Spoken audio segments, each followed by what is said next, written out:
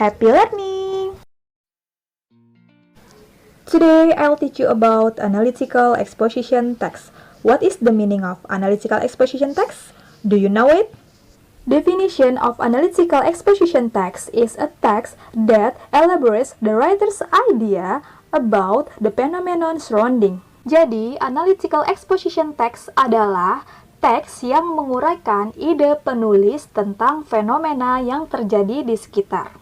The function of analytical exposition text is to persuade the reader that the idea is important matter and to analyze the topic that the thesis or opinion is correct by developing an argument to support it.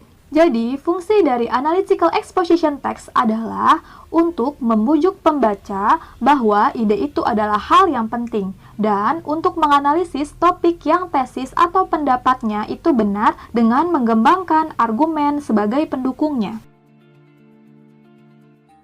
Next, generic structure of analytical exposition text. For the first is thesis. Thesis is introducing the topic and indicating the writer's point of view. Yang pertama adalah memperkenalkan topik dan menunjukkan sudut pandang penulisnya. The second is arguments. Arguments is explaining the arguments to support the writer's position. The number of arguments may vary, but each argument must be supported by evidence and explanation. Yang kedua adalah argumen.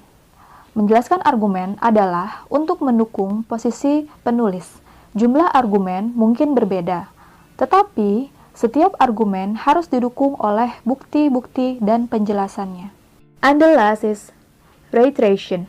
Reiteration is restating the writer's point of view or to strengthen the thesis. We can use the following phrase to make conclusion in reiteration.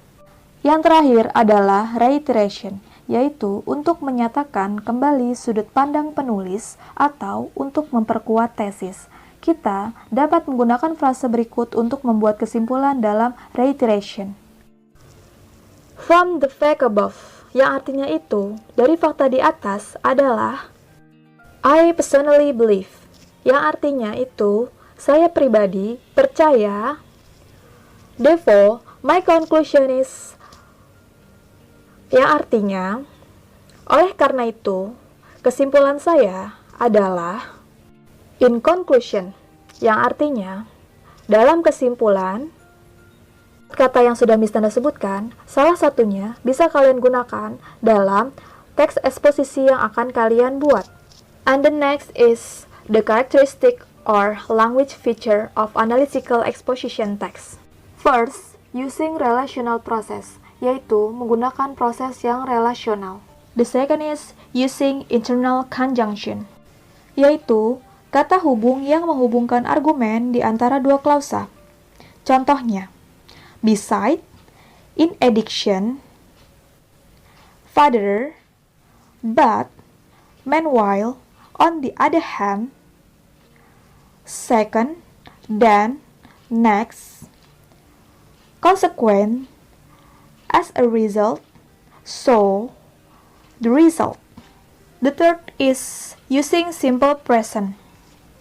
Penulisan analytical exposition text biasanya menggunakan simple present tense.